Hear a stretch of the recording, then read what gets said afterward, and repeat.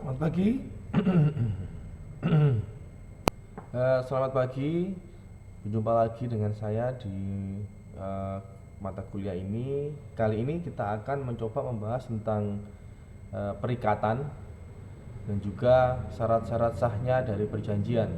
Karena di dalam perjanjian tentunya harus terdapat syarat-syarat yang terpenuhi sehingga perjanjian itu bisa dikatakan sah atau berlaku. Karena jika syarat-syarat perjanjian itu tidak terpenuhi dalam klausul dan unsur-unsur perjanjian itu, maka akan melibatkan masalah.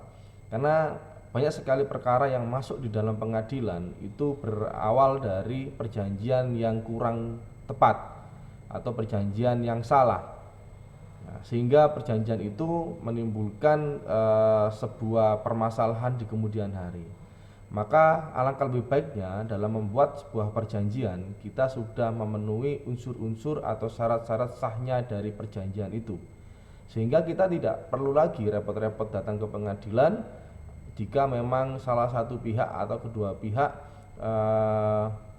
merasa dirugikan baru masuk ke pengadilan. Tapi kalau dalam perjanjian itu atau dalam pembuatan perjanjian itu sudah memenuhi syarat-syarat sahnya perjanjian, maka itu akan memberikan kepastian dari para pembuatnya. Ini yang penting. Karena perjanjian itu juga sangat penting. Kadang-kadang ada orang yang memang sengaja membuat perjanjian itu dibuat cacat atau kurang lengkap sehingga sangat mudah untuk dilakukan gugatan dan sebagainya. Maka kita harus mengerti apa sih syarat-syarat dalam sebuah perjanjian, dan juga kita akan bahas tentang perikatan yang juga mirip.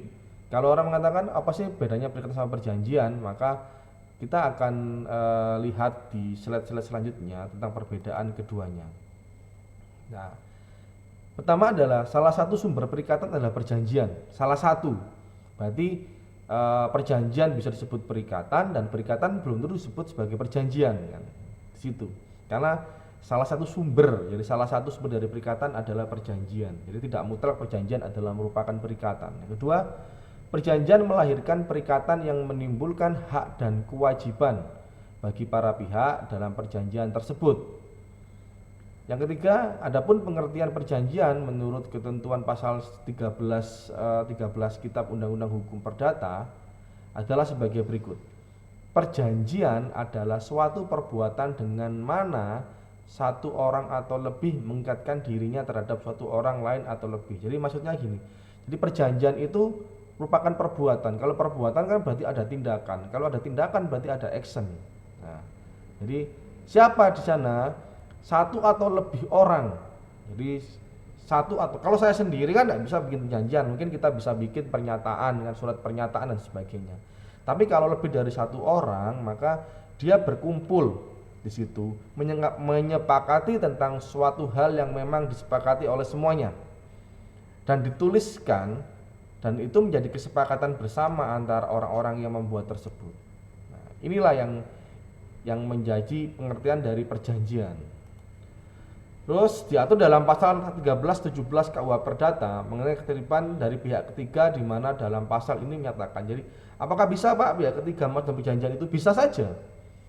Jadi ada orang yang tidak ikut dalam perjanjian itu, tapi pihak itu dilibatkan di dalam perjanjian itu. Nah, di dalam ketentuan pasal 13-17 KUH Perdata ini lagi pun diperbolehkan, jadi diperbolehkan untuk meminta ditetapkannya suatu janji guna kepentingan orang pihak ketiga apabila suatu penetapan janji yang dibuat oleh seorang untuk dirinya sendiri atau suatu pemberian yang dilakukannya kepada seorang lain memuat suatu janji yang seperti itu. Siapa yang telah merjanjikan seperti itu tidak boleh menariknya kembali apabila pihak ketiga tersebut telah menyatakan untuk mempergunakannya. Misalnya saya mau bangun rumah, jadi saya bangun rumah, saya pesan pemborong, jadi pemborong, udah saya bangun rumah berapa, harganya sekian, oke, sudah deal. Terus pemborong itu disubkan, jadi ada subkontraktornya sendiri, sehingga perjanjian antar pemborong dengan subkontraktor itu dalam perjanjian disebutkan bahwa membangun rumah itu nanti diperuntukkan untuk membangun rumah saya, kan gitu. Nah, perjanjian itu digunakan antara kontraktor dengan subkontraktor. Jadi kontraktor besar itu nyuruh orang lain atau PT lain atau CV lain untuk membangunkan rumah saya, dan itu di situ perjanjian mereka. Tapi objeknya rumah saya kan gitu. Maka saya disebut sebagai pihak ketiga yang masuk di sini, walaupun saya nggak masuk dalam perjanjian mereka. Yang penting saya sudah ada kesepakatan untuk itu. Boleh seperti itu. Atau misalnya ada mengirim barang, misalnya ada orang beli barang, saya kontraktor, saya janji dengan seseorang, yaitu pihak ekspedisi. Saya berjanji dengan pihak ekspedisi. Ini saya mau ngirim barang ini harus sampai di Pak Andre, misalnya di Pak Andre sini. Jadi perjanjian saya dengan ekspedisi tentang misalnya saya mengirim barang, barang ini spesifikasinya seperti ini harus dijaga seperti ini biar nggak kena ini, maka butuh truk yang seperti ini, ya itu perjanjian saya dengan ekspedisi. Tapi ini melibatkan pihak ketiga, karena apa? Jika barang itu tidak sampai, pihak ketiga kan juga ngeklaim ke saya, dan saya juga kesepakatan sendiri dengan ekspedisi harus sampai pada tanggal ini, kalau tidak ini barang rusak kan gitu, atau barang ini sudah ditunggu urgent. Jadi keterlibatan pihak ketiga pun bisa dimasukkan dalam sebuah perjanjian yang dibuat oleh orang lain. Jadi, ini baru pengertian dari perikatan dan perjanjian. Ada perbedaan yang cukup mendasar di dalamnya ya. Yang pertama adalah dalam hukum perdata seringkali kita mendengar kata perikatan dan kata perjanjian. Sangat sering sekali kita dengarkan ini. Tapi masalahnya apa ini sama atau tidak kan gitu. Jadi meskipun keduanya sama-sama memiliki keterkaitan, dan diatur dalam buku ketiga KUH Perdata. Jadi perikatan dan perjanjian adalah dua hal yang berbeda. Perlu diingat bahwa perjanjian dan perikatan adalah dua hal yang berbeda, walaupun saling berkaitan. Pendapat dari Prof. Subekti dalam bukunya memberikan definisi perikatan sebagai apa sih perikatan itu? Menurut Prof. Subekti, bahwa perikatan adalah suatu hubungan hukum antara dua orang atau dua pihak, di mana pihak yang satu berhak menuntut suatu hal kepada pihak yang lainnya, dan pihak yang lainnya berkewajiban untuk menuntut hal tersebut. Sedangkan pasal 13 KUH Perdata menyebutkan bahwa perjanjian adalah suatu perbuatan dengan mana suatu orang atau lebih mengikatkan dirinya terhadap suatu orang lain atau lebih. Dari definisi tersebut dapat dilihat bahwa perjanjian dapat menimbulkan perikatan.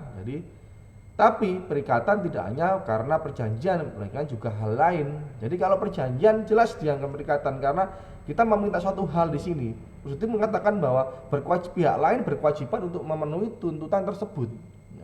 Dan perjanjian misalnya sewa menyewa, pihak penyewa, pemberi sewa berkewajiban menyerahkan tempat sewaannya. Kalau ini ruko misalnya, dan pihak menyewa memberikan sesuatu untuk membayar, sehingga dia bisa menikmati produk sewaannya tersebut. Jadi rukunya bisa dibuat jualan, dibuat kantor dan sebagainya kan. Itu jelas. Kan kedua-duanya mempunyai hubungan hukum di sini karena masuk dalam perjanjian. Tapi kalau perikatan tidak. Karena disebutkan karena perjanjian melainkan juga hal lain, tidak hanya karena perjanjian, tapi ada hal-hal yang lain yang ditentukan di sini. Misalnya apa? Ditentukan karena adanya undang-undang. Maksudnya apa undang-undang, Pak? Misalnya ada meninggal seseorang, maka timbul kewajiban bagi ahli waris. Misalnya ada seorang ayah dan ibu yang meninggal, sudah meninggal dua-duanya, maka akan timbul kewajiban bagi ahli warisnya.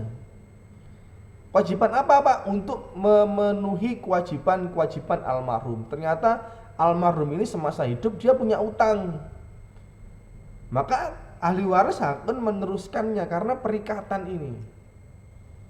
Secara otomatis ahli waris akan meneruskan, walaupun ahli waris bisa aja membuat surat pernyataan keterangan penolakan waris kan. Tapi secara hukum perikatan maka dia berkewajiban untuk menyelesaikan segala tanggungan atau kewajiban almarhum yang masih belum bisa dipenuhi. Yang kedua adalah hukum kontrak. Jadi memusatkan perhatian pada kewajiban untuk melaksanakan kewajibannya sendiri. Self-imposed obligation.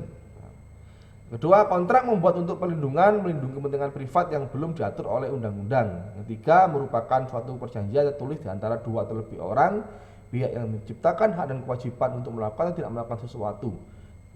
Jadi kalau kontrak ini biasanya kalau kerja kita punya kontrak di sini 5 tahun, 3 tahun atau berapa, seperiode atau berapa gitu kan, tergantung kontrak yang disodorkan.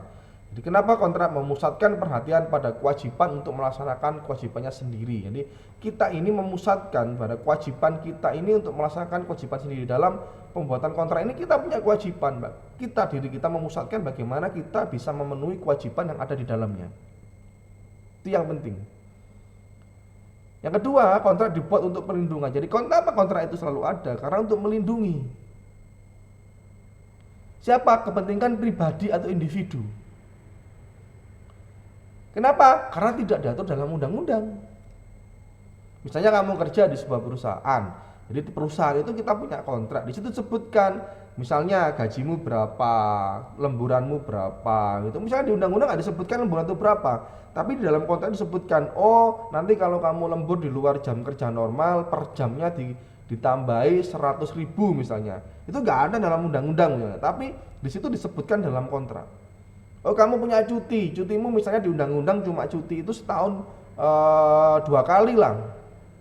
Tapi dalam kontrak itu kamu bisa sampai cuti 5 kali gitu kan. Terserah, nggak diatur undang-undang, tapi itu dimasukkan dalam kontrak dan itu menjadi dasar hukum untuk melindungi seseorang. Ketiga, merupakan suatu perjanjian yang ditulis di antara 2 atau lebih orang pihak menciptakan hak kewajiban melakukan sesuatu. Jadi kalau kita kembali lagi ke perjanjian adalah merupakan suatu perbuatan dengan mana satu atau lebih mengikatkan dirinya terhadap satu orang atau lebihnya. Sama kalau kontrak dengan perjanjian. Karena isi kontrak itu ya sama dengan isi perjanjian.